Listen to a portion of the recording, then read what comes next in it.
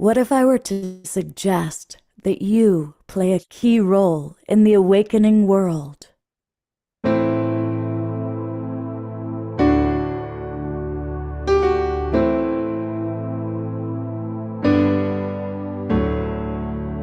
that you are watching this because you have heard the call.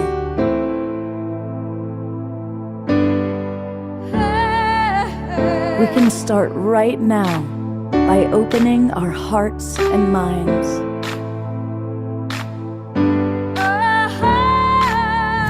Welcome to the awakening world.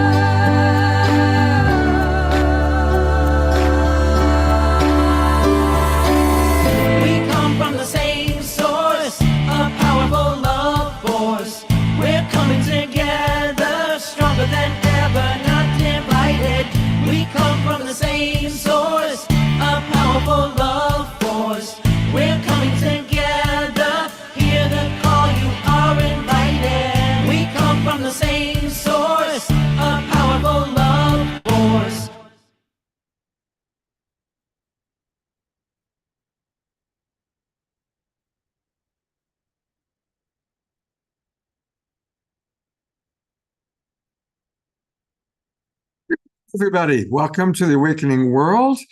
We are getting very close to spring, and it's good to see all of you. And I want to welcome all the people watching on Facebook and YouTube. A big thank you to our broadcast partners, Conscious Awakening Network, Humanities Team, and a big thanks to Alan Steinfeld, and most of all to the Sign Network, SINE, because they're the ones that get us out to over 100 Facebook groups and pages. And of course, our beloveds that are right here in the Zoom room. And I am grateful that you're all here with us in person, because tonight is another edition of Authors and an Artist that we love. And it's going to be especially interesting for me, to be honest, because all of our guests are people I do not know. Usually I'm scheduling people that have been on the show before, or people that I know personally, or people that I've worked with. These are all brand new beings in my reality. So I look forward to meeting them. We are going to meet Matt Sturm. And Matt has a dynamic book out called Primal Drives, which I'm looking forward to learning all about. And then Reverend Jeffrey, reference two of his friends. This is Mary and Dave, and they've got a lot going on. They are very, very busy. And their website is divinelytouched.com, and they are clearly a divinely touched couple. And as I'm going to put on Reverend Jeffrey just because he's like so happy, he's applauding, and you got a fan there, you know. And as promised, we also have an artist, and this is going to be very, very interesting. This is Leigh Ann, and she has created something called meta art and ocular meditation. So we're going to discover these extraordinary people and some of their offerings, and we are going to get to all of them in a moment. But as always, we start our show with music, and I'm grateful for our beloved Omashar, who will be blessing us with 3 tunes tonight, including one right now.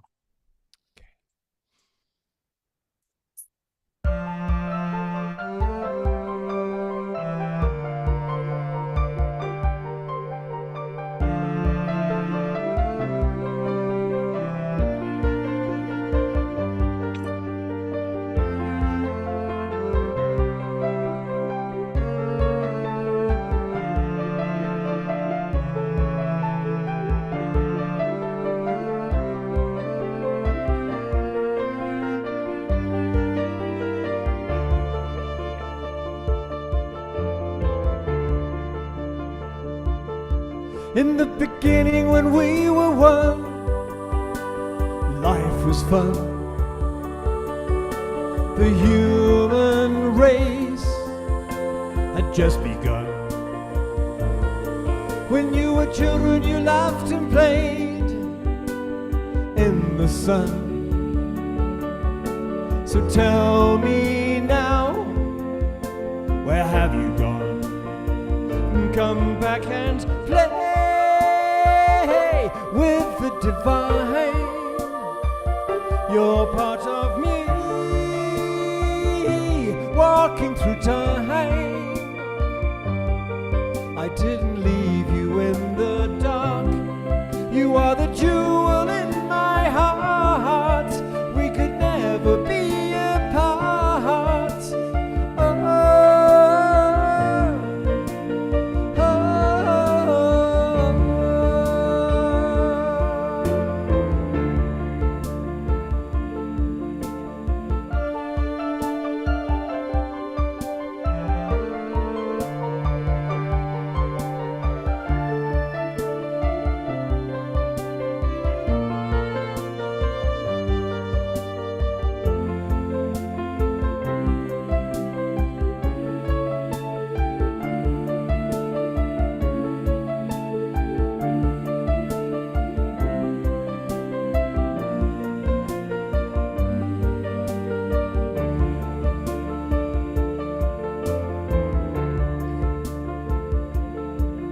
I yearn for you endlessly.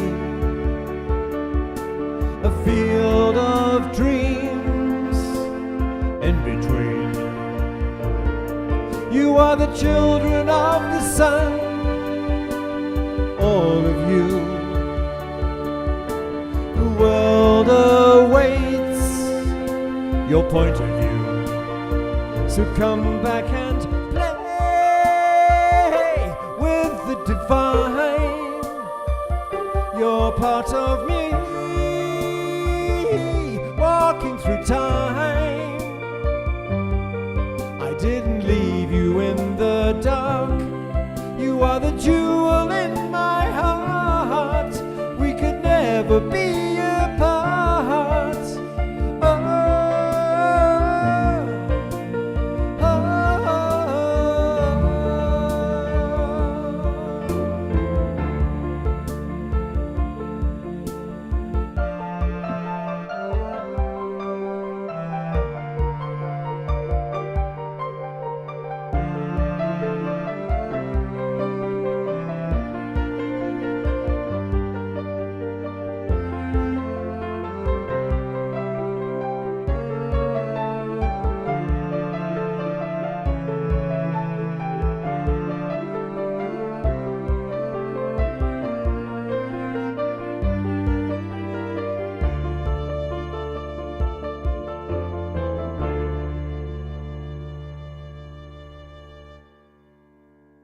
Let's all give a big twinkle to our beloved Omashar, who is our Omastar. There we go. Welcome, everybody. It's good to see everyone. Eleanor Joy, and oh my God, Ian has changed. He's gotten so fluffy. Oh, it's a dog. I got confused there for a moment. Good to see everybody. Hope you don't mind that, Ian. Hey, I'm in one of those moods. Thank you, Omashar. I received something really wonderful from a friend. You might remember Rihanna Skywalker. She has been on the show. She's kind of an expert at the Mayan calendar. And before we get to, because this really ties in to authors and artists that we love, and it's pretty interesting stuff. So it turns out that today is a very special day in the Mayan calendar. Today is the start of the final 13-day cycle that takes us to the close of the 260-day cycle. And both what's happening in the Mayan calendar and what's happening astrologically makes the next 13 days very, very powerful. And she sent me a few cards I'm going to show you while I also read what she read. So today we are entering Yellow Magnetic Star.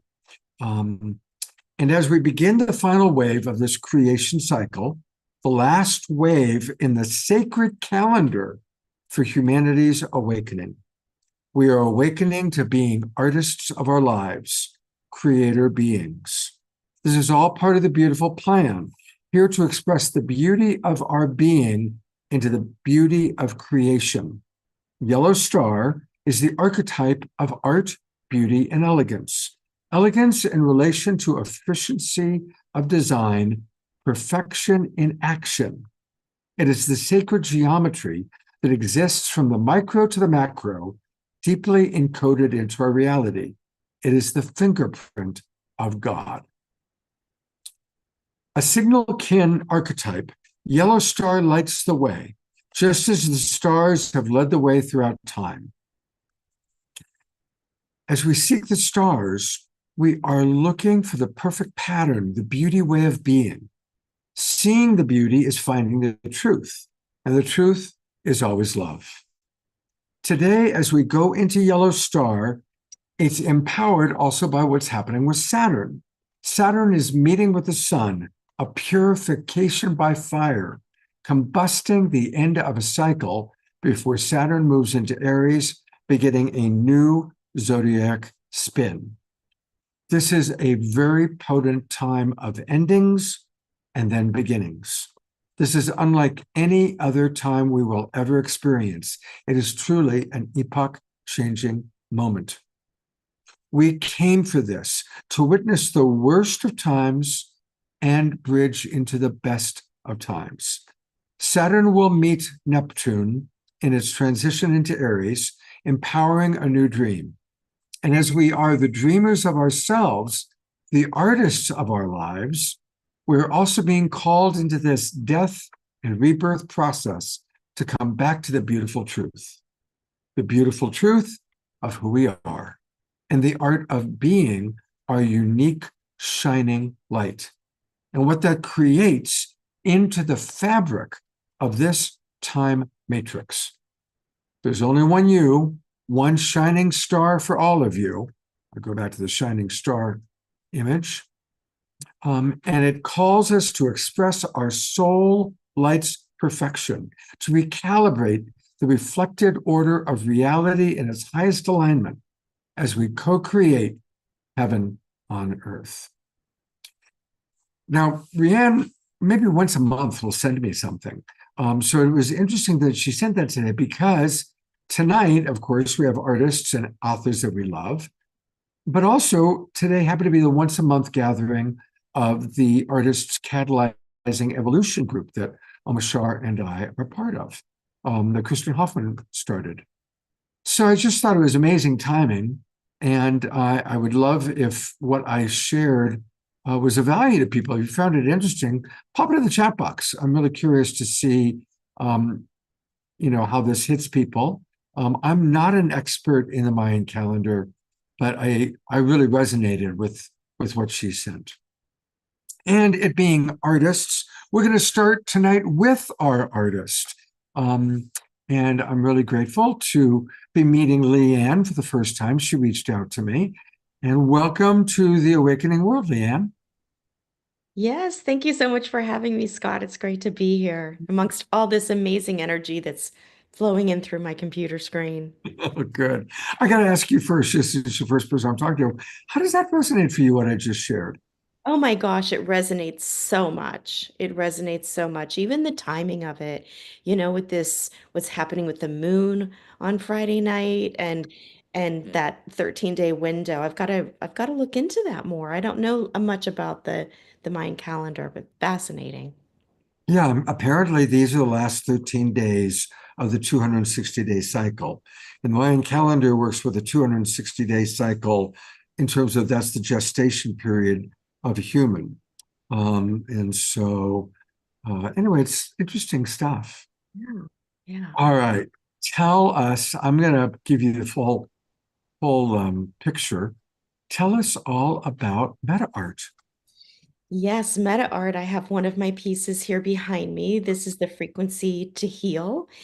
And basically, in a nutshell, what meta art is they're channeled abstract paintings that I completely, first, I communicate with the frequency it chooses me, I don't choose it. So when Heal came in, I have a communication process I call Meta Insights, where I have a transmission, a communication with the frequency. And in that process, I learn whatever details. Like most of my paintings are on doors, physical doors, because they're doorways with thresholds into other dimensions. And but I'm told the size, and I'm given this very profound information of what that frequency actually is. Because whether it's love or joy or peace or unity, it's always a bigger, more profound information that comes through. And then once I have that, I'm totally aligned. I step out of the way, and I work with Christ consciousness. I'm also a death doula, and the energy just flows through my body. People, I'm sure, are familiar with automatic writing. These paintings I describe as automatic paintings. And so I'm just listening to what the next layer is.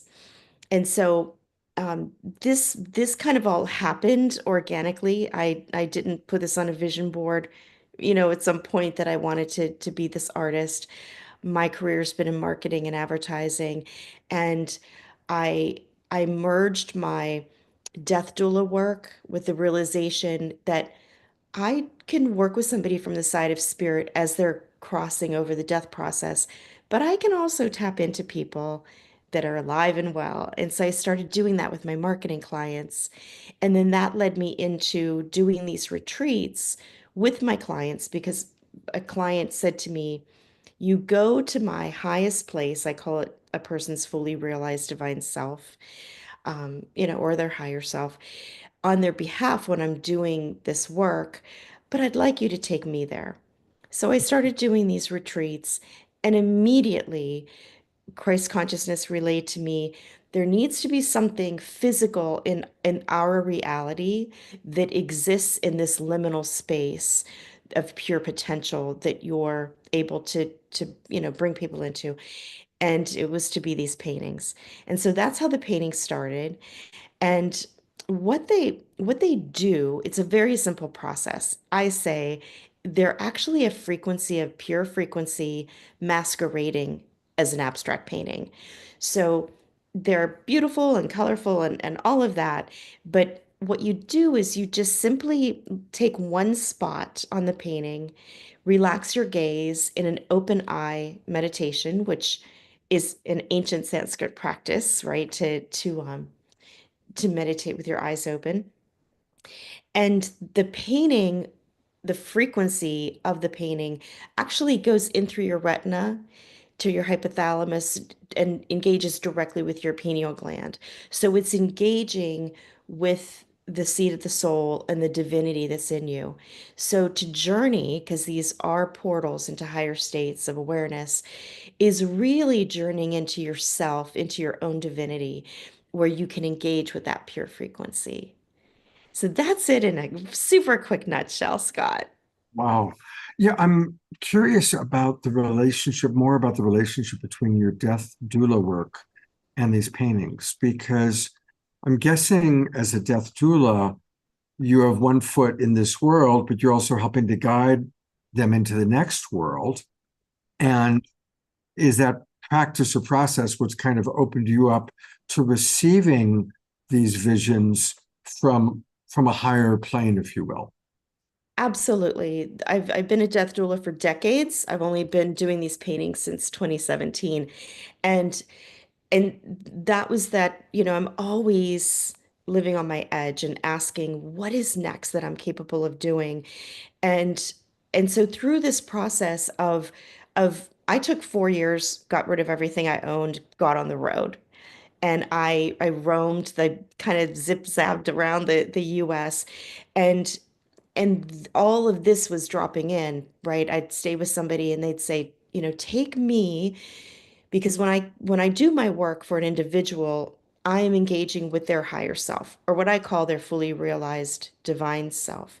And I use that phrase because I know where I'm going is that person's location on fully realized divine earth, where we're all fully realized, the rocks, the trees, the animals, everything. And it's a very real place that I go. And it's in that same, you know, space that I help cross people over. And it's so I feel like that was the door initially that opened for decades and really gave me the framework for the trust and surrender to to say yes to whatever came in. When I started hearing to do these paintings, I it was one of those things where it's like I can't say no to this. I just have to listen and do it. The first painting that I did was peace, and then I was able, because I was actually doing these paintings for marketing clients, because I brought it into my marketing business initially, and they would actually have a retreat with me, and I would usher them into their fully realized divine state, and they could see their life and their business and their choices from that 50,000-foot view. And then I would be, channeling this painting during the retreat, and then they would leave with it as a tool in order to get back into that state easily. And so there's lots of CEOs that have their canvases across, their offices from them. And so that's where it started. And then COVID happened, and I heard just channel the frequency of peace. And then I had a chance to be with that painting and really begin to understand biologically how that frequency was engaging in the person's humanity and all of their energy bodies, and the profound experiences that people have with these paintings are remarkable, and are I'm constantly amazed at how they are here to serve. And they are multidimensional. So as the person's evolving, they're like, every time you sit with the painting, you have a different experience. Things like animals can come through, deceased loved ones. The painting can completely change colors or go completely white, or the colors can just you can't see the edge from the wall to the painting. The whole wall just becomes the painting. And that's when you know, okay, that frequency is engaging with my pineal gland. So they're very, very powerful. And once someone has one in their home, a reproduction or an original, I just spoke with somebody yesterday. He's had one for a number of years, and he said, I don't even have to sit with it anymore. I just can be walking through the room, and I feel my energy just level up to that state, and I start receiving information. So it's you build a relationship with it. Wow. Wow. Um, Tell us one more thing. Um, how has this changed your consciousness? Oh gosh. I know it's a big question. It's amazing. It's an amazing question because so this is Heal. You can see that it's 9 canvases. This one was created specifically for practitioners, very powerful. At the same time, I also channeled a door, and that took 4 months. And there's actually sacred sound to many of my paintings. And this piece has the Anya Sarah. She's does toning. And so every time I painted for 4 months, she was on Zoom toning. And then afterwards, we would talk about all the healing experiences that we had during that session or in between, just being in that frequency. So the heal in particular, about 8 months ago, I needed a breast biopsy done, and I just started the meditations with the sound are only 11 minutes. So I started sitting with Heal for 11 minutes in the morning, 11 minutes at night. 6 weeks later, went off for the biopsy, and the doctor turned, her screen to me, and she said, "I'm going to teach you what a perfectly healthy lymph node looks like." And I'm like, "Okay, that's nice."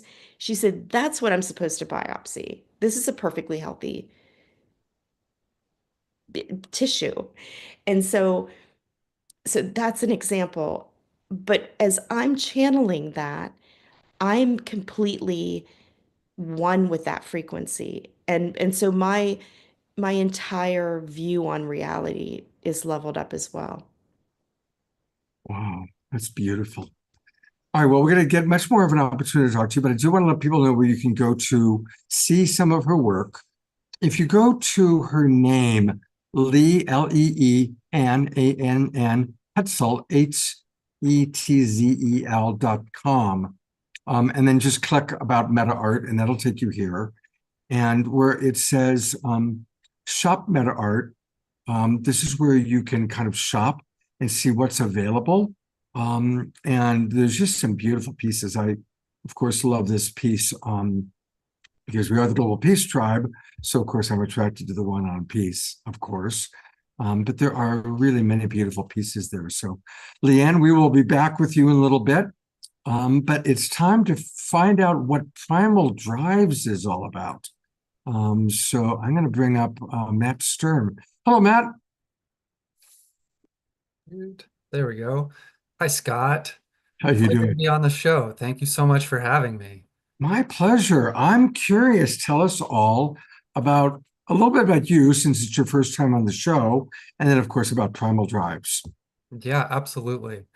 So, I'm a guy who has gotten deep into men's work over the past 15 years or so. I'm trained as a somatic therapist and a psychedelic guide, and I'm deep in yoga. And so, kind of like, I've invested in this world. And eventually, I started writing books. And so, this is my second book, Primal Drives. And this book is on the archetype of the warrior. So, my perspective here that I'm coming on to share is that when we look out in the world, there are all these different ways that men are making a muck of things, causing harm, and challenging versions of masculinity, particularly right now when we look out. But my perspective is that there is actually a life-affirming core of masculinity that we are all able to tap into. So I hold that we live in a sacred world, a sacred cosmos, and that each one of us is essentially sacred. And so within that framework, there needs to be a way to understand masculinity as sacred also. And so that's really been my inquiry, is how can I and how can I inspire others to find a healthy, life-affirming version of masculinity? My first book was called The Organic Masculine, and that's my term for this life-affirming masculinity, is the organic masculine. So when the masculine is helping life to flourish, when we're uplifting each other, that is the organic masculine. Part of how I got into finding this life-affirming place within myself was through archetypes and the process of initiation. And so my first book is on the archetype of the magician. This book, Primal Drives, just came out in January, and it's on the archetype of the warrior. And as I was sitting down to write a book on masculinity and the warrior, I was really confronted with the question of, how do I explain male violence, war, oppression, sexual violence, all of the things that men do? And how can I make room for that in a framework that says, men, we should be connecting with our warrior and that this is actually a good thing? And so that has turned into a pretty hefty book called Primal Drives. And the idea for me is that it's the task of the warrior to integrate our instincts for sex and aggression in an intentional, conscious, healthy way. And that this is our task. And that it's not about pushing away the warrior. You know, these archetypes are universal patterns of influence. So it's here, it's in each of us. How do we deal with it? And for me, it's about leaning in and becoming intimate with these primal drives, and then learning how to channel them for good, for the betterment of ourselves and everybody who we interact with. So I'll pause there. Well, that's powerful. I mean, we try not to take a political standpoint, but it's hard in this present last 6 weeks. And so we have a new president who has stated that empathy is a problem and that compassion is one of the problems with America. and that we, should not have empathy.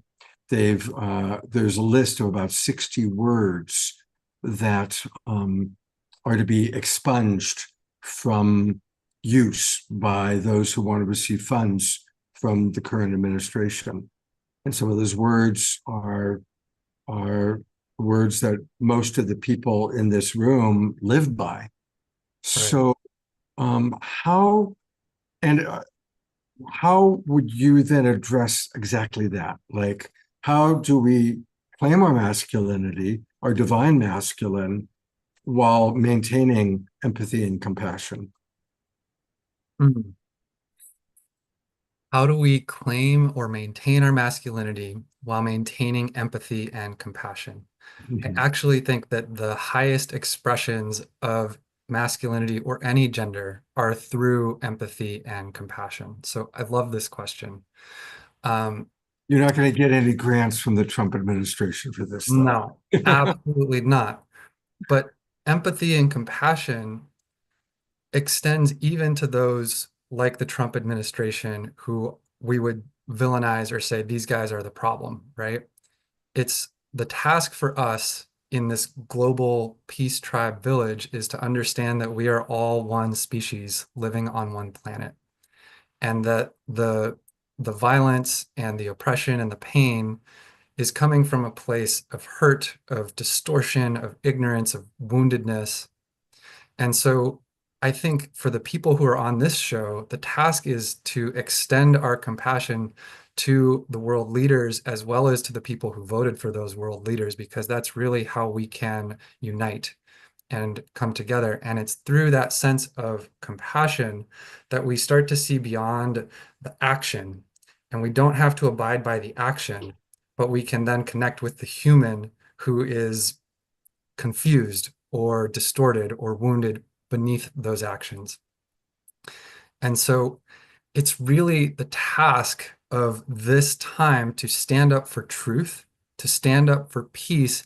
And like Gandhi, it's to be willing to expose ourselves to the injustice for the sake of what is true and what is right. And by exposing ourselves to those injustices, we not only open our hearts, but we open the hearts of everybody who witnesses that.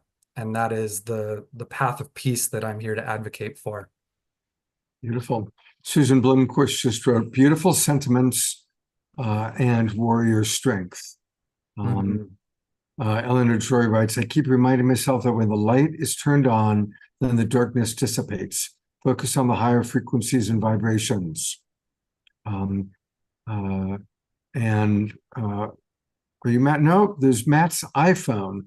Even though I am and identify as a man and male, and that as I was growing up and even through my adult life so far, a lot has been put upon me to be a man or to become a man. I don't focus on that.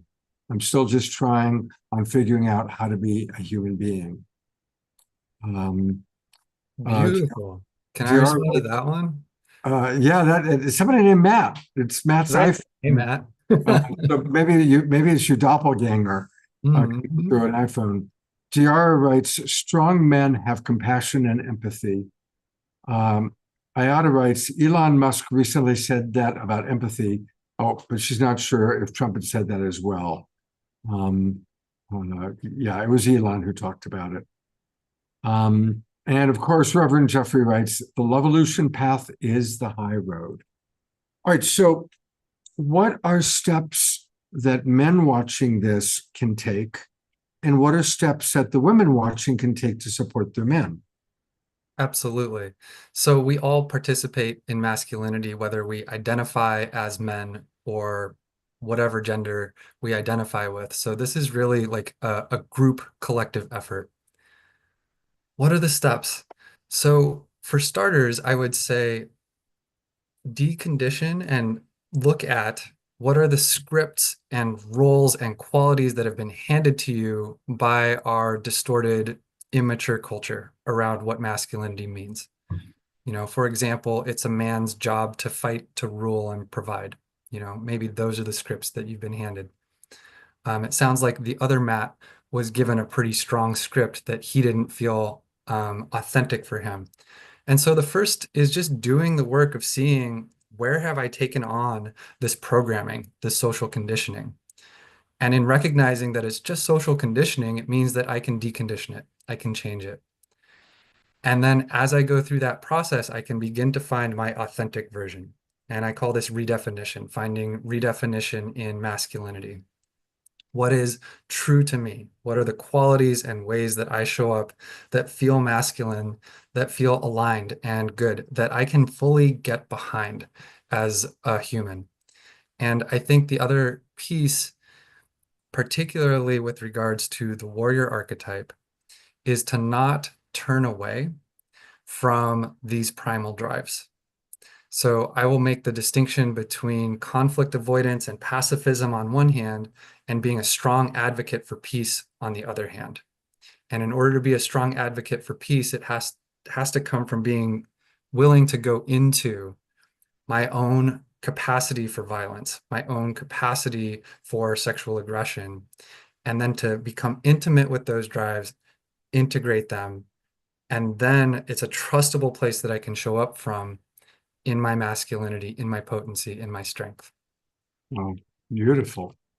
We're going to go to Omshar for a song in a moment and then to Mary and Dr. Dave. But just a reminder again, the book is called Primal Drives, and you can learn all about it by going to primaldrivesbook.com. That's easy to remember. primaldrivebooks.com by Matt Sturm, a total game changer integrating sex and aggression to embody life-affirming warriorship. And you can get this direct, and we can get it from our friends at Amazon. So thank you, Matt. And we'll be back with Matt and everybody else, but we're at about our halfway point, and it's time for an Omshar song.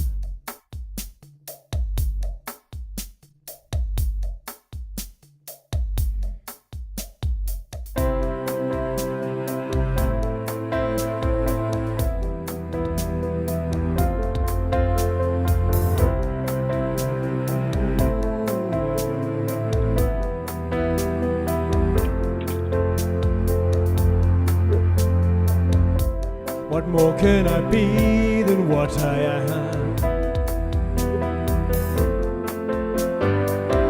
Though it's taken some time to clear these clouds from my eyes. So open your hearts and dance along. I'm thinking it's time to stop that same old song. So hear me now. I am in love with the world around me, and I will hold her in my arms and lift her with my dreaming. Ba-da-da-da. I lift her with my dreaming. Ba-da-da-da. I lift her with my dreaming.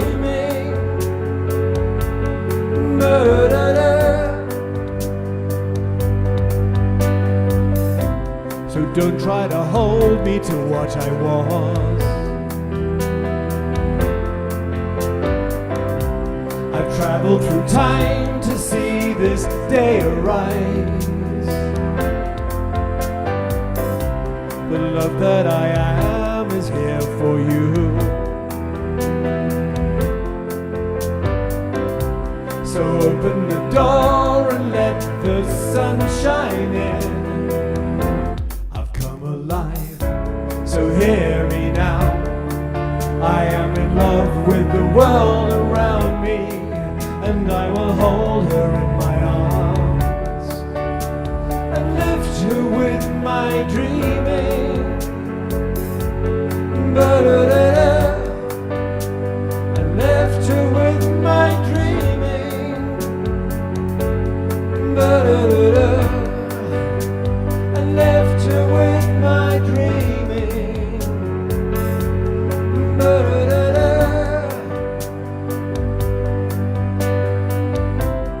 Ba-da-da-da.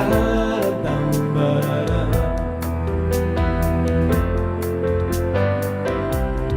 Ba-da-da.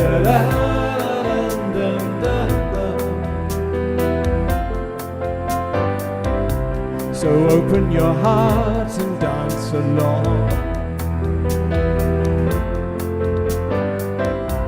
I'm thinking it's time to stop that same old song.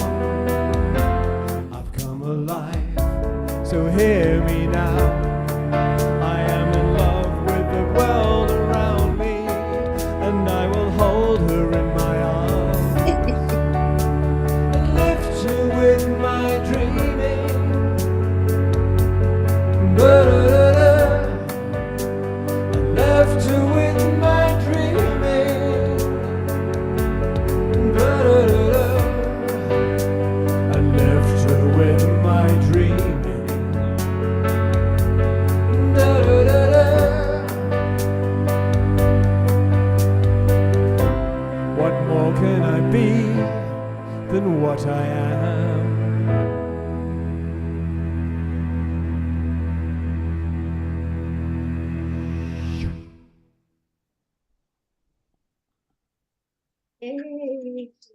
Wow. Let's all twinkle, beloved Omashar. Thank you, and Matt, you rock, brother.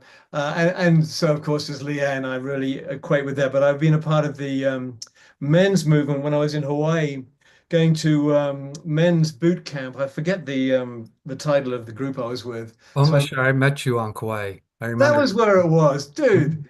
Yeah. Hey, brother. I Yeah. thought I recognized that man. I resemble him. Was it at that initiation thing? Yeah. hmm What was the group called? Mankind Project. Thank you, Mankind Project. I knew that. Thanks for remembering. The Good to see you, brother. reminding. All right. Feel so. Beautiful. It's amazing, all the connections. That's the amazing time we're living in, synchronicity.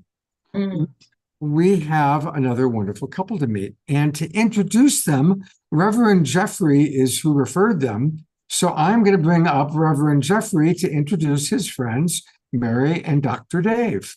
Yeah. Well, that's an honor. Thank you, Scott, for letting me do this. Yes, it's first of all, they're Divinely Touched is a great title. And you know, when I first met Mary, I had felt her energy, her healing, her love, and she did a healing, and it was one of the more powerful vibrations I've ever felt. So, and then we became dear friends and get to know more about their interesting story, which I'll share. And I hope Mary opens up. She's got this amazing path to bring her to where she can now has the ability through the love that flows through her to do amazing healings on folks and has helped so many people. And it is like most of us, the path to get there was not always the easiest thing along the way. So we're excited to hear their story. And I'm so glad I brought him here to share it with the tribe. Dave. So thank you very much, Scott, for having them. Dave. My pleasure. Well, welcome. Oh, by the Welcome. way, the only other thing to say before I leave is that Dave is one of the smartest guys I know. He's got. So there you go. Thank you, guys. Thank you. Thank you very much. Thanks, Jeffrey. Well, greetings and welcome. It's wonderful to have you on the show. Thank And you for having us. We feel so blessed. yeah, well, it's beautiful to have Thank you. Since you're a couple Thank and you. I'm a love coach, tell us about yourselves as a couple. How did you meet? And what do you love about each other? That's what I always ask. Mary, what do you love and admire about Dave? Dave, what do you love and admire about Mary? Oh my God. Well, He's that's the a most long story. sweetest, just like it's the most sweetest, kindest, loving, understanding human you'd ever meet. It's like he's a saint. Really. Wow. Yes. Yes. I feel I'm with the saint. Yes, our book goes, actually Divinely Touched, our book, it kind of goes into a lot of what Mary went through. And actually it talks about how we met and got together. And we've had several psychics and shamans say that we've been together for several lifetimes, and we are divine soulmates.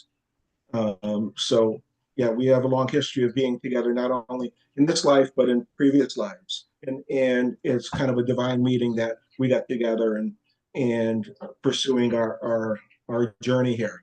But I also, again, like to thank you, Scott, for having us on the show. Thank you, Jeffrey. Yes. Jeffrey is my top science and technical advisor. Appreciate everything he's always sending me, and he again referred us to your show. And I'd just like to say, Matt, you are a divine, mature, old soul. Love everything you're doing. And Leanne, we love your artwork. We'll be putting an order in Yes, with you as well. definitely. Amazing. Amazing. And Scott, again, everything you do with the Awakening World and Global Peace Tribe, we absolutely love. So thank you again for everything you do. Yes. Well, thank you. I appreciate that. And tell us all about Divinely Touched. Like, obviously, you've been divinely touched with each other. But what is Yes. that? Not the easy way, though. It's just not the easy way. And you do a lot of it. By the way, I should say, Dave is a psychologist. He practices hypnotherapy and is the author of Holistic Mental Health Revisited. Yeah. And Mary has been divinely led to reconnective healing. Now, what is reconnective healing? Reconnective healing is, I studied through my journey. I was led to a lot of modalities, but I was blessed enough to study with Dr. Eric Pearl.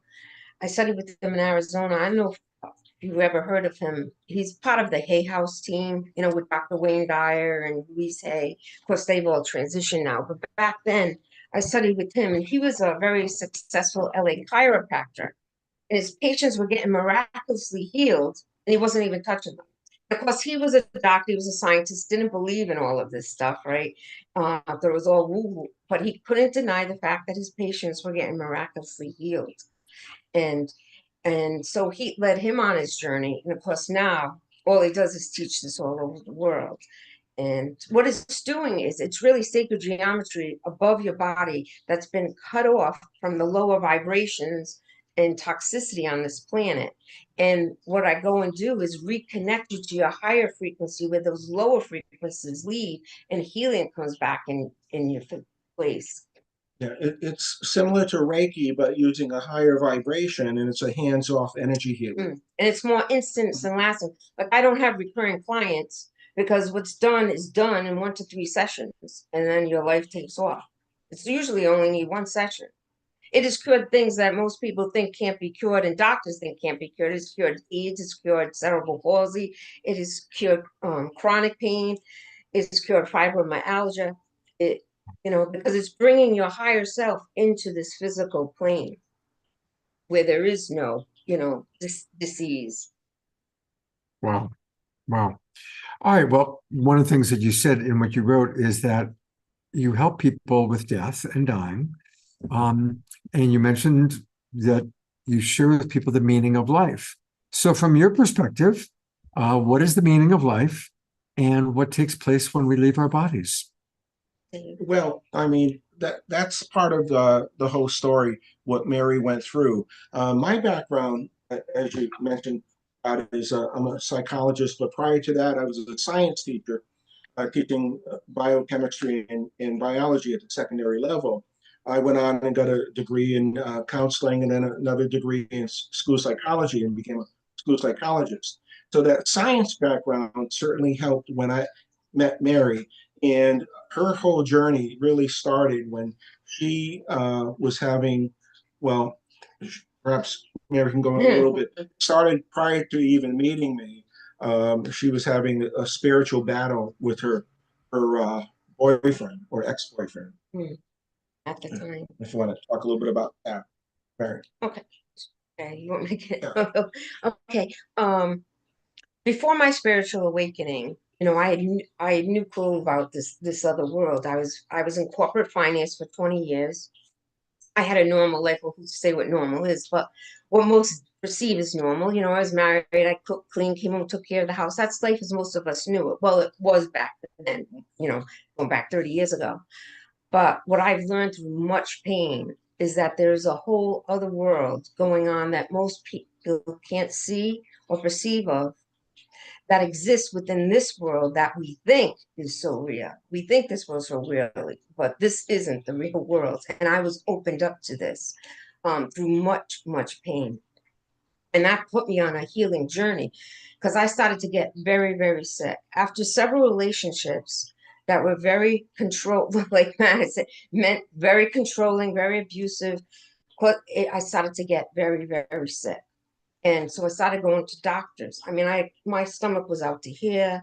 I had bloating, chronic pain, sores all over my body. I'd wake up with black and blues, cuts all over me. My tongue had cankers all over my tongue. My lips were turning black. And doctors could see how sick I was. And they put me through every test they could think of. You know, I went to infectious disease doctors, cancer, you name it. I went to that specialist, that doctor, and they all called me a mystery. They couldn't figure out what was wrong with me because all my tests would come out, there's nothing wrong with me, but they could see physically how sick I was. So all this led me on a healing journey to just try to figure out what is going on with me because the doctors don't know. So when I went on this journey, when they couldn't give me the answers, I sought out shamans, energy healers, and psychics that could tell me what was happening to me. Thank God, because otherwise I don't think I would have made it. And so this opened me up to this whole other world, and all of them, and they were from all over the country. None of them knew each other. Some of them never even met me. I would just pick up the phone and say hello, and instantly they would tell me what was going on with me. I mean, how would they know? And all of them said the same thing, that I was being attacked by the spirit dimension, that I had negative entities attached to me, causing all my physical ailments that the doctors could find no cure for. And so what all the doctors' experiences and all their tests and all their drugs and that made me unable to think clearly, and what caused them, when I started seeing spirits and hearing voices, they thought I was psychotic and they put me in the psych ward. And they knocked me out for 3 days, where I lost 3 whole days just so that I wouldn't see spirits or hear voices. But after one energy healing with one shaman, instantly my symptoms calmed down. My skin coming back, my stomach went down in half. My tongue the canker started to go after one energy healing, which was, and Dave was with me at the time, science proof we're all energy, we're all a frequency and a vibration. And when you match that frequency and vibration and clear these lower energies from this life, from negative, negative thinking, negative traumas in your life, from this life and past lives, then your field, your energy comes back. You clear it to a higher frequency. So this led me on the journey of seeking out, what's in this. So I sought out, Reiki, reflexology, but then the life transforming that saved and changed my life was being led to the reconnective energy healing, because it's instant and lasting. It's associated with the ascended master's energy. And that's why it's instant and lasting. And then Dave, through science, explains through quantum physics how and why these energy healings affect us so. Again, using my science background and research background, I started looking into things like energy healing and how that actually works. And again, one of the things when we do seminars about Mary's story in our book, I start out talking about, what is proof? How do you prove things? And we find that usually proof relies upon things like research and data, historical perspectives, and personal experience. And again, our book goes into all of those avenues of proof. And one of the things that, I kind of connect is science and the metaphysics behind the energy healing and talking about how that actually works. And then we get into, was Mary being attacked by the spirit dimension? Which, again, she had battles with what we call as entity possession. Mm-hmm. And certainly, we've seen plenty of movies on entities possessing people and stuff, and Hollywood kind of loves that genre. Okay. But when it happens to someone that and they're going through these attacks, is that real or is it just fiction? So again, I looked at historical perspectives on that and how that actually connects. And one of the things that Mary talked about is that, all these different psychics and shamans from around the country were telling her the same thing without any prompting from her about why she was being so sick. She was being attacked by negative energy.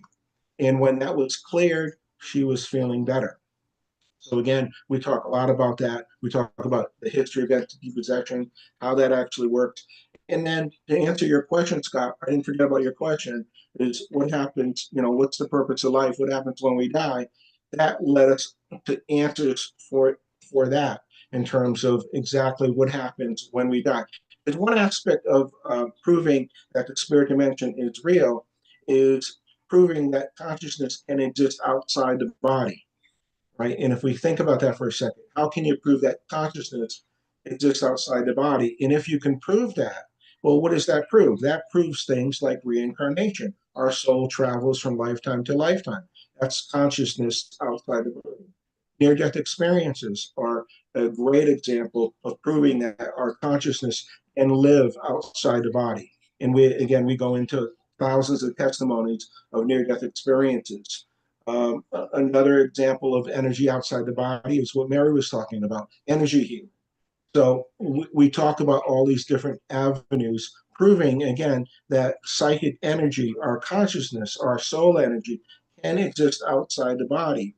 And we are eternal beings. I'm sure all of you know that, that are watching this. And Scott, you certainly promote these concepts all the time, I'm sure. But again, we go into great detail in our book, Divinely Touched, not only of Mary's story, but all those avenues of proof that I just mentioned. In a moment, we're going to bring up Reverend Jerry. He wants to speak to this experience a little bit. But I have a question, and then I'll bring up Jerry. So, from your understanding, when there is a psychic attack on someone like Mary, sweet, innocent person, hasn't done anything, to warrant this, why is that? What is the attacking force, and what motivates that energy to attack someone like Mary? Well, again, remember at the time I had been abused. I was very negative thinking. I was very low self-esteem. So back then I didn't know about, it wasn't even around the law of attraction. Now everyone's more familiar with it. Well, everything now we know is a vibration and a frequency. So back then I was vibrating very low. Like I didn't know that thoughts are things, and what you think you create, and you're always down in yourself. And we're an energy field, and we have an aura around us protecting us, just like the earth has an aura, ozone layer protecting. But now everyone's getting concerned because it's getting tears in it, and that's just causing all this, all these environmental things.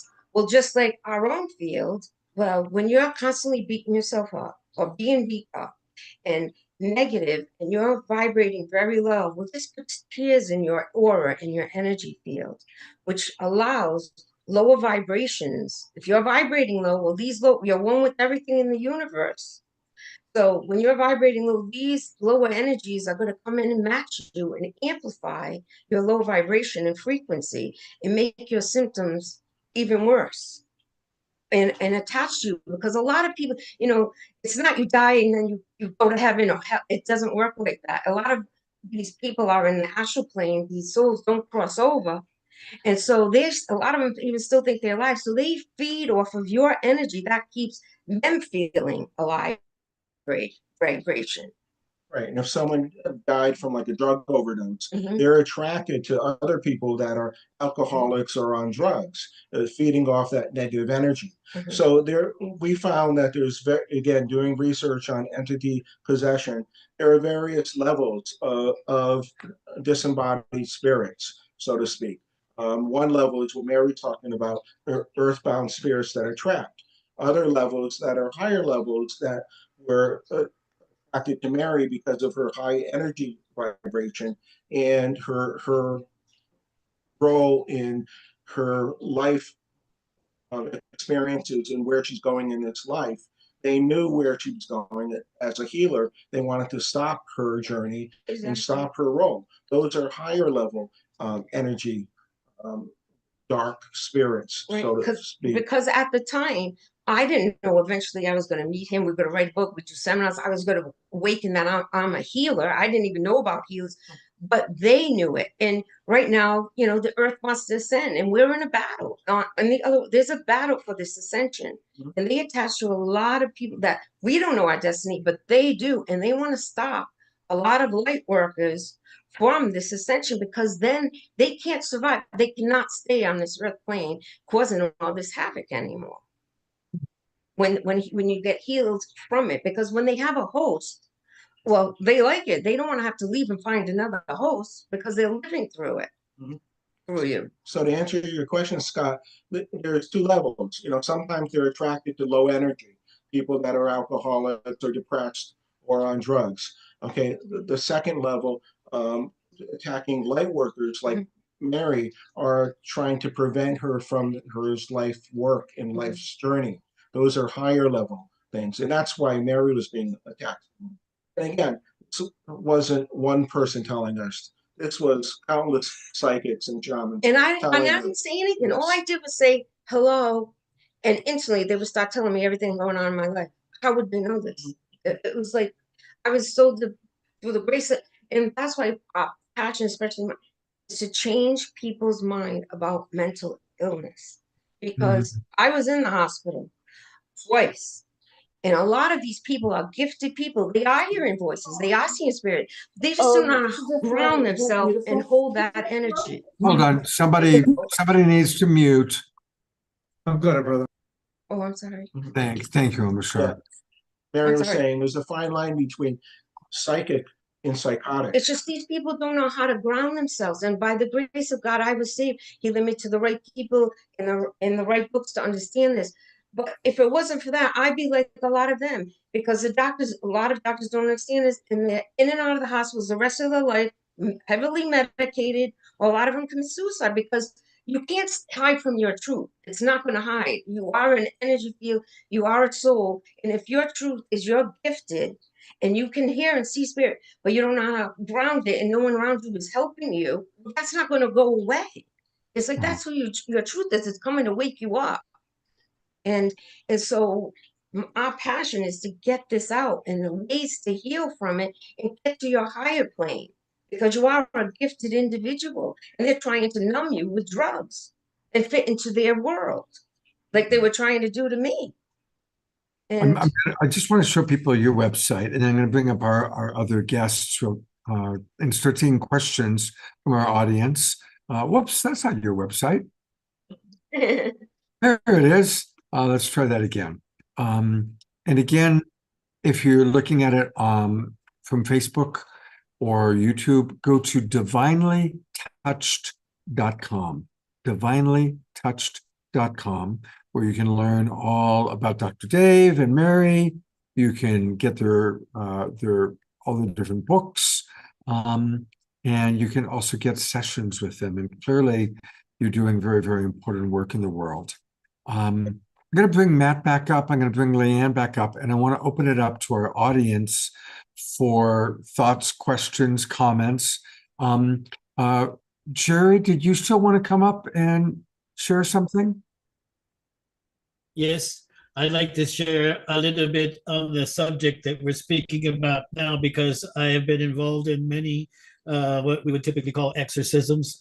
I would say that the largest percentage of them is, if you're a very good salesman, you can sell this attached spirit on the idea of going through the light and getting their own body, rather than have to experience cigarettes or alcohol through this person they're attached to.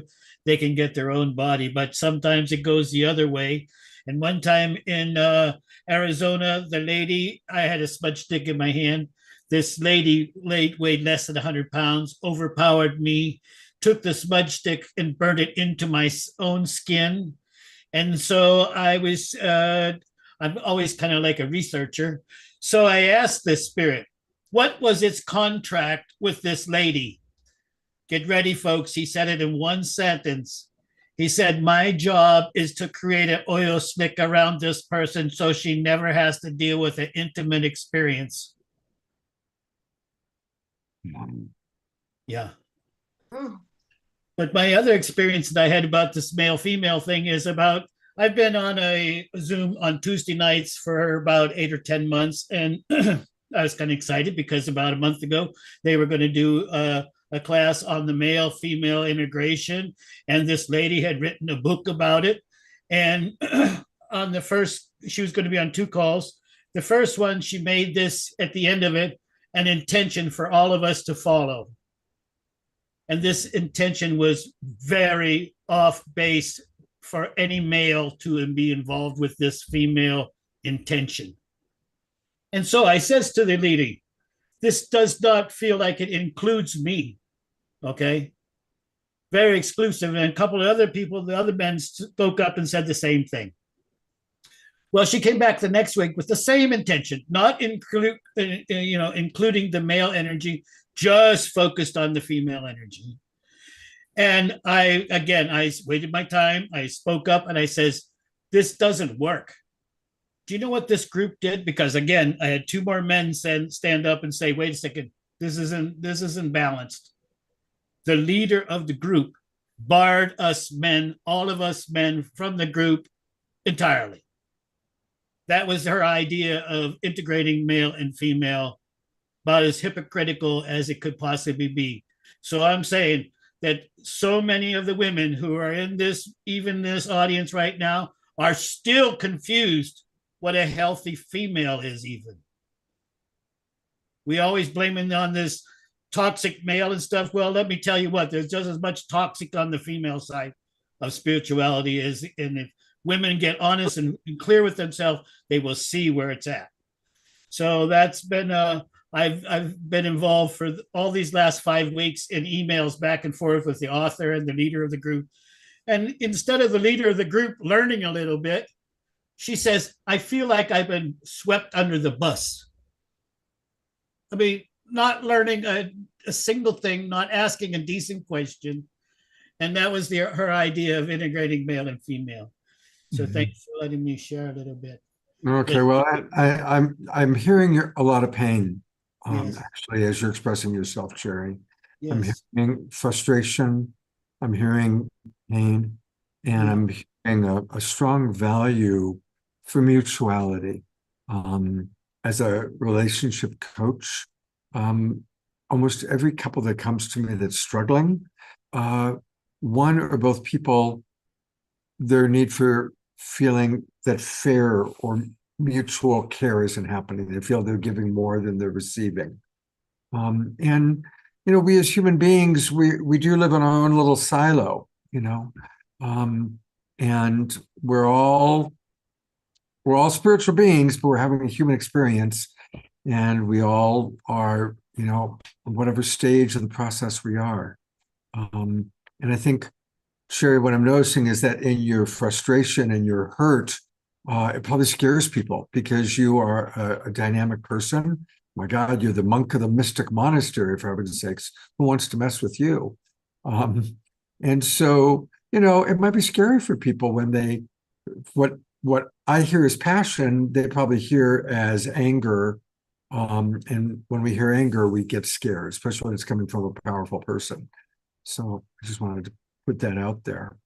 There was something I wanted to say also, back to talking about this whole issue of dark energies that psychically attack, and Mary's absolute vulnerability in sharing that when she was under attack was when she was not very well resourced.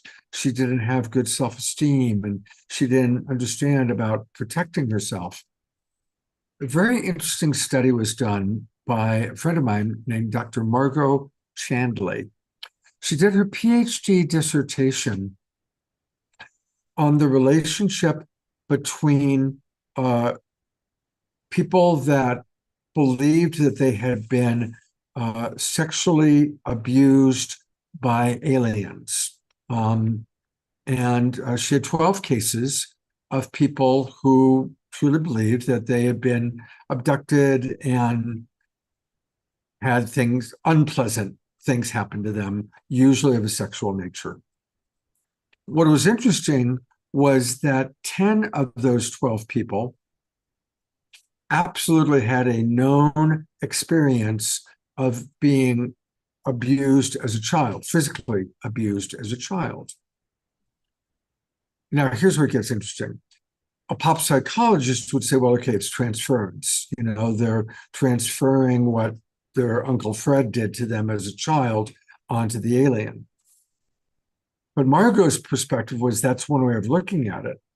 But another way of looking at it, and what Mary shared made me think of this, is for those particular species of extraterrestrials that view us as science projects, that have as much compassion for us as some of our doctors have for laboratory animals, when they're looking at who to go after, they see Matt Sturm, no, he's really well boundaried. They see Jerry Anderson, oh, he's really well boundaried. They see Leanne, she's really well boundaried.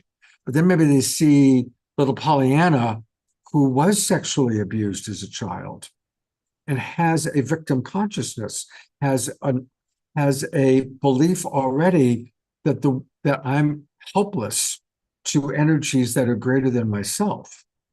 That same alien goes after Matt or Jerry or Leanne, they're going to say, go away, welcome. But someone who doesn't have that belief system, doesn't have that energetic boundary, is more prone to be victimized. Now, I certainly don't know what the truth is, but in honor of Dr. Chandler, she's no longer in her body. It's a fascinating question for us to ask. So I thought I'd mention that. We have not heard from Leanne or Matt for a little bit. And so I want to open it up to you all and see if there are any questions that anybody has specifically for Matt or Leanne. And if so, raise your hand. You've got a little computer thing and raise your hand like I just did. Then you go right to the front and I can see you and I can call upon you. And if nobody has a question, I'm going to bring all of our guests up. What in the conversation would you like to express or speak to, Matt? We'll go to you first. Okay. I'm happy to jump in. Well, first off, I love this group of people that are here, and particularly the other folks who came on to present. Wow. And thank you for your work. It's just a pleasure.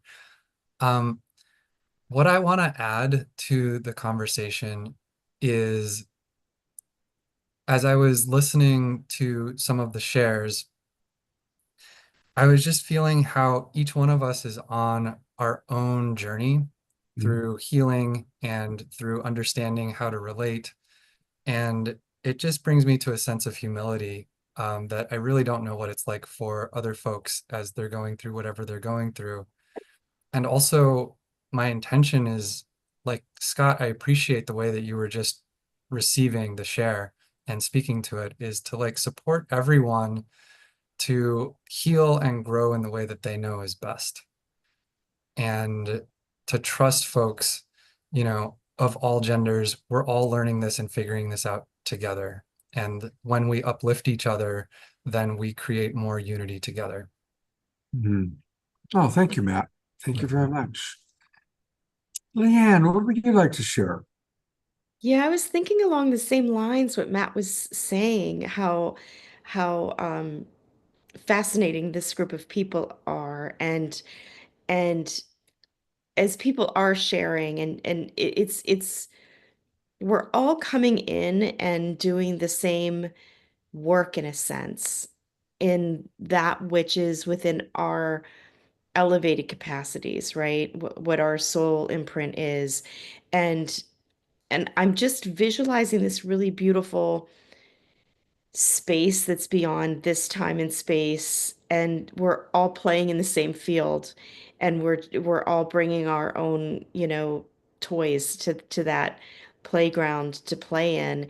And I don't know, I just see all the energies of what everybody is doing here, bringing in new earth, bringing in a higher sense of consciousness. And honestly, like 20, 30 years ago, I just think we're playing on a much higher playing field right now, and that we can be open just so many different higher frequency concepts. So this is an exciting forum to be in, and to, know that we're here together doing this big work. Mm, beautiful. Thank you. Thank you very much. I'm going to read a couple of comments from our audience, and then we'll have one last round with our presenters. I really like what Shoshana just pointed out. She pointed out that Sherry may also be feeling into when we feel cut off or cut out by someone, and the motivation doesn't feel just or fair. It can trigger us and trigger even our layers of past trauma. So yeah, that's where radical self-love for all of us. Radical self-love for all of us. Thank you for that, Shoshana. Susan Blomquist writes, my training instructed me to not pay attention to energies which are negative, or your attention is power. You know that phrase, energy flows where attention goes. So definitely that's, we learned that. And many of you, of course, remember our friends, the Twin Ray, and people periodically ask how they're doing, and they're doing well. I talk to Shakina Manj, Sanandaji, about every other week. We have a phone call and chat. And about a year ago, they were pretty viciously attacked in a journalism piece. I don't want to call it journalism, in a hit piece by a woman who, it turns out, is funded by a right-wing Christian nationalist group. The same woman, by the way, last week launched a very similar attack on Satguru. If any of you know who Satguru is, she launched an attack on him. She's previously attacked Byron Katie, Mooji. She basically calls herself the guru hunter, goes after spiritual teachers. The reason I'm bringing it up is it was a heavy attack, and it was a written piece that was primarily filled with things that were not true, or took little things and blew them out of proportion. And so I was with the Twin Ray as they met with attorneys to see what their best course of action was. And they met with two attorneys and one expert on people that have been attacked in social media, that have been cyberbullied. And the advice was the same from everybody. As painful as it is, don't respond, don't react, ignore it. Don't give it, don't feed it. And that was hard. It was a hard lesson for all of us. And so, again, just kind of that comes into my mind, reading what Susan wrote and reading what we're talking about. It's like, and certainly what's going on with the current administration, kind of like be in awareness of a little bit, but don't dive in and make it your life. So it's a hard time right now. It's hard finding that balance. Our show on Saturday night is honoring spiritual activists. And one of the words that's being banned is activism. Thou shalt not be activists. Wow, right? So it's a pretty interesting time. I want to make a few announcements, and then we'll go to our presenters one more time. But I do have some fun stuff to announce. I've got some hard stuff and some fun stuff. Let's start with fun stuff. What the world needs now is love and music and laughter. And so two of our favorite global peace drivers, Swami Beyondananda, also known as Steve Bierman, and Kristen Hoffman and I have decided that this is what the world needs. So we are going to do a special event for our Global Peace Tribe on Sunday, April 13th at 5 o'clock. It's going to be a combination of love and music and laughter. And obviously Swami is very wise and very witty and very funny. And Kristen is our favorite voice. She's got the voice of an angel. And I have a few thoughts about love. And so it's going to be a beautiful, beautiful evening. And I want to invite everybody to join us. Please put it in your calendar. It's a special event. Sunday, April 13th at 5 p.m. Pacific time. And I'll put it into the chat box where you can reserve your ticket, or you can go to globalpeacetribe.com, globalpeacetribe.com, and register. And so that's a fun thing that I wanted to share with people. I also wanted to let people know that, and most of you were with us on Saturday night, Deborah Giusti has come out and let people know about her cancer, her breast cancer. I started a GoFundMe for her last week, and I want to invite everybody to support her cancer journey. And I want to thank many of you have already donated. So thank you to those of you who have donated. I'll leave this up for a little bit while I talk. If you take your trusty phone, put it on camera, and scan, that will take you to her GoFundMe. And that's a good way to do it. Or you can just go to gofundme.com and type in the search bar when it says searching for a person, just write in Deborah Giusti and you'll be able to find her. But Deborah has done so much. She, of course, ran the Harmony Festival for 35 years, which was the festival. I mean, we all look forward to once a year going to the Harmony Festival. And it existed solely because of Deborah. And I've known her for decades. She's, of course, a community builder who is the mother of the Global Peace Tribe. She and I started the Global Peace Tribe 5 years ago. And by the way, we're going to have our 5-year anniversary show on Saturday night, April 5th. We'll be celebrating 5 years of Global Peace Tribe shows. So that's going to be a special show. And please make sure that invite your friends. That's a good one to invite people to. We're going to have some special things going on. So please do support Deborah. It's really, really important. And then Christy Michaels asked me to let people know about this, that the Founding Mothers Movement has tomorrow at 12 noon Eastern, 9 a.m. Pacific time, a very special guest speaker, Cynthia Lucas, the producer and director of the Gandhi Accidental Activist film and the Compassionate Activist film. And so that's something that all of you can go to. And of course, we love to share all the different things that our friends and our guests present. A lot of us were on Eden Amadora's program today, and Pat, our beloved Pat, got a wonderful reading from Eden. How was that for you, Pat? If you don't mind me bringing you up for a second. It was lovely to see you on Eden's show. And how was that? It was wonderful. It was wonderful. And the reading she gave me, I felt all this energy go through my body as a confirmation. I stay heart-centered, said love to any of this strange energy I feel that I'm guided to. And do a ringing bowl every day, sending love and peace to the world. And yeah, I do that. Yeah, beautiful. Well, It was very wonderful to be with her. Yes. Yeah, it was really, really fun seeing you there. And, you know, Great to see you too. Well, thanks for letting me spontaneously bring you up. And the point being is I like to let our Global Peace Tribe know about the events that are going on with all the people that you meet on the show. And and when we do those events, fun and wonderful things happen. Last announcement I'm going to make, and then we're going to get to some of your comments and final questions. Just letting people know that this Saturday night, we are going to be focusing on spiritual activism if the Trump administration doesn't shut us down. And we were going to be honoring, hallelujah, Anasuya. We're going to be honoring her. It's going to be a very special evening. Of course, Om Shar will be with us.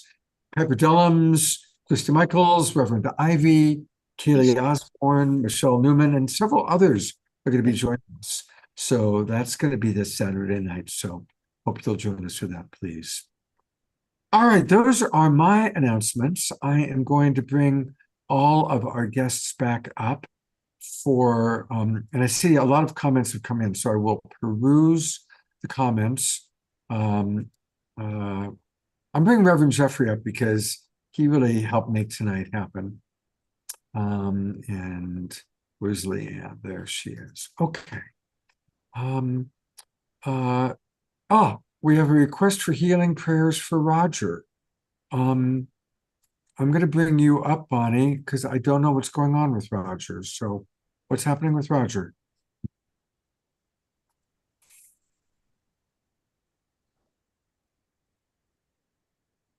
Thank you. We can hear you. Okay. Roger's been under the weather the last couple days. I think it's been building, but he's been having some prostate issues.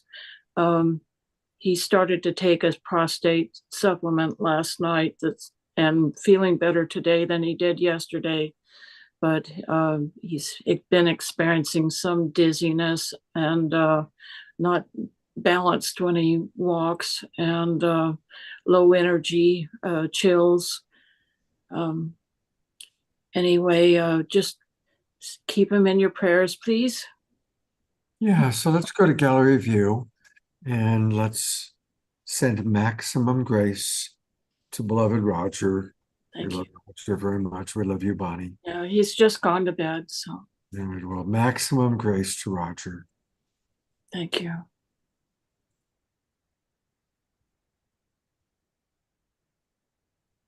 And while we're in our prayer moment, let's send maximum grace to Sylvia. I'm sad to see that she's not with us tonight. So maximum grace to Sylvia.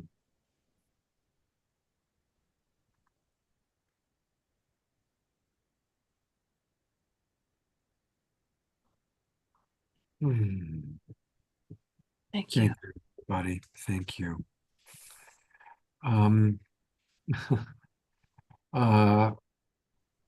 Well, Leanne, I'm going to give each of our people a chance for final sharing. What would you like our audience to know?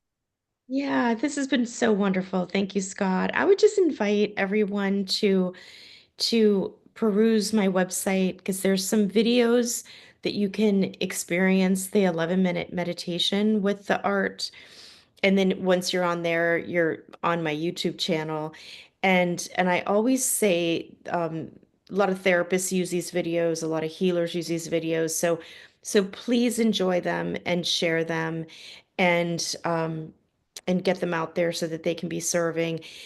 And even Scott, if my videos can serve this organization in any way, just reach out to me because those are, given freely so that people can experience the healing empowerment that comes from them. Beautiful. And so if you go to her name, leeannhetzel.com/gallery, that's a good place to start. Lee, Leann, Hetzel, HEITZEL.com/gallery. And that's where you can see a lot of the good things. And then if you just click reproductions, that takes you to where you can find what's available for purchase. And let's support this wonderful woman. Absolutely. Thank you. Thanks, Scott. My pleasure. Matt Sturm, what final thoughts would you like to share tonight? In this time of turmoil and uncertainty, there is an opportunity for each of us to step into our peaceful warrior and to stand for what's true. And that we need to do this together in community. We cannot do this alone. So for all the folks who are showing up to groups like this to be in a community that supports you, thank you and keep doing this. And let's work together on behalf of the peaceful world that we know is possible. Beautiful. Thank you very much. Thank you. And Mary and Dr. Dave. Thank you again, Scott, for all you do. Again, you can go to our website, divinelytouch.com. Talks about where we're doing events. We do have one coming up next weekend, next at Spirit Fest in West Palm Beach, where we're featured speakers there. And we go into great detail about everything we talked about tonight in Mary's story. Mary also does miraculous healings, not only in person, but over the phone, and has the same results healing people over the phone. So again, you go to our website, divinelytouch.com, and goes into detail and testimonies of her miraculous healing power. And again, thanks for all you do, Scott. Yes, My thank you. pleasure. Thank you. I was so busy kind of promoting everything else. Two things. Yes, somebody pointed out that the Founding Mothers movement is on, not tomorrow, but a week from tomorrow, Thursday, March 20th. So thank you for pointing that out. And I forgot to mention that, hey, it's time to register for the spring season. And if you go to globalpeacetribe.com, you can learn all about our upcoming shows and what's going on. And then just click register for the new season. And that takes you to our registration page. And there's lots of different levels you can come in at. But now's a great time because we have a new season beginning April 1st. So if you register today, you'll get all the Zoom room links for all of our shows for March and April and May and June. And I've got a lot of really fun things planned for us. So please do join the Global Peace Tribe. I'll put into the chat box the link for all of you. Yeah, I see a lot of love for Roger going in the chat box. That's beautiful to see. Thank you. And yes, there's a lot of astrological significance this week. We kind of talked about that briefly, but a full moon eclipse is happening. Yeah, it's a powerful week. Take good care of each other. Lots of love, lots of self-care. And when in doubt, listen to Om Ashar music, because that's the great healing balm that's available to all of us. And remember, you can get Om Ashar's music by going to Bandcamp, or you can go onto his YouTube channel. And most of all, you can get his music right now.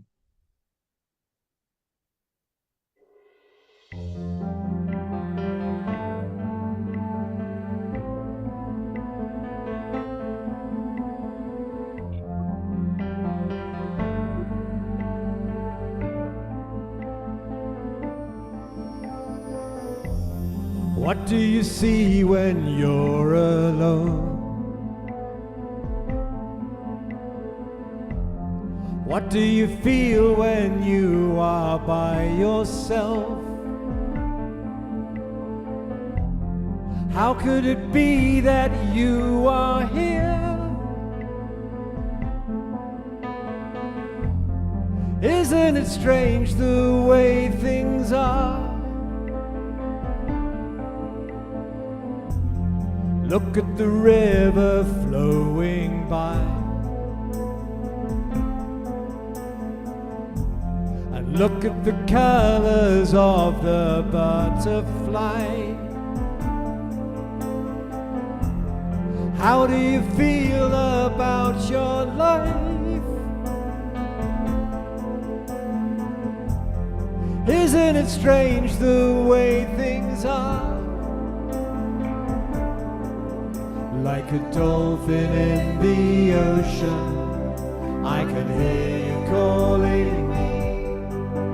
Come on and you say, the water's fine, I have come to set you free.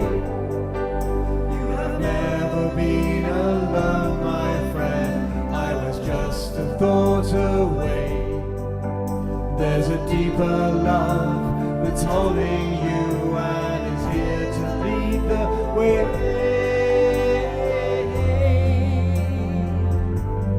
La da dum dum. Oh, oh, oh.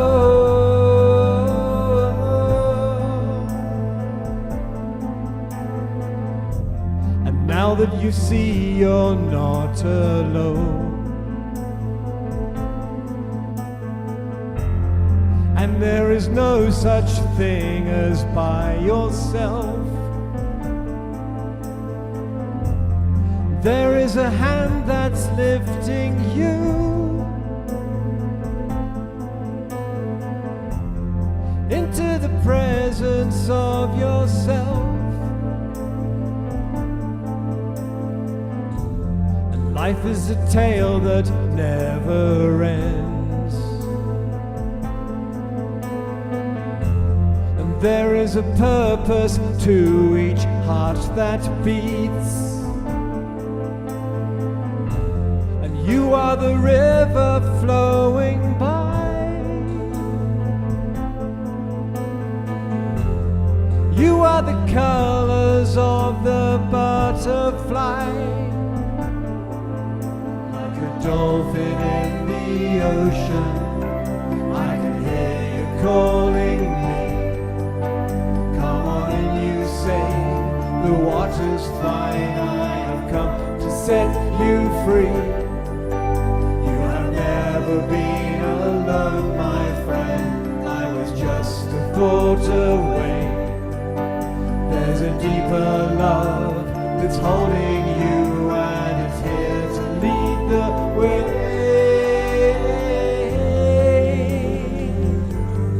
La, la, la, la. Oh, oh, oh.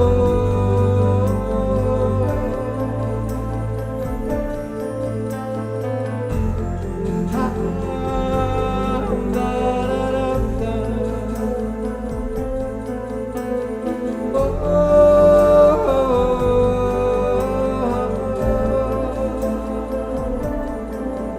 Like a dolphin in the ocean, I can hear you calling me.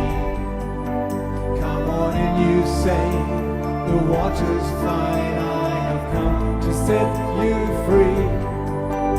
You have never been alone, my friend, I was just a thought away. There's a deeper love that's holding you, and it's here to lead the way.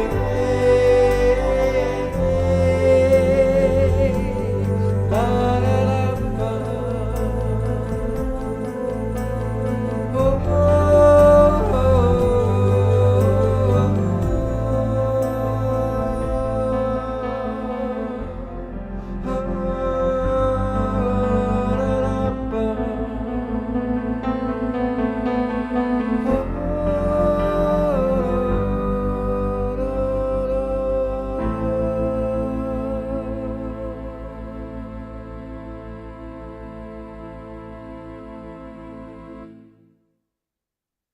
Let's all give a big, big, big twinkle to our beloved Omashar.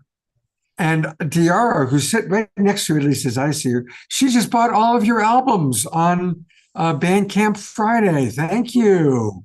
Thank you, dear. I can eat tomorrow. That's a beautiful thing. That's really, really cool that you did that, Diara. Thank you so much. Thank you, love. Yeah. All right. Well, thank you again to our presenters. Thank you to everybody present for the show tonight. And let's all tune into our divine inner masculine and learn from Matt. Thank you for the wonderful work that you're doing, Dave and Mary. And meta art, what a beautiful, beautiful thing. So thank you for what all of you are doing. You are truly authors and an artist that we love. And I look forward to hopefully seeing all of you on Saturday night. It's going to be a very important and a special show. So please do join us. And between now and then, have a wonderful few days. And remember, we can make any moment divine by seeing the divine in all. Let's practice that as best as we can.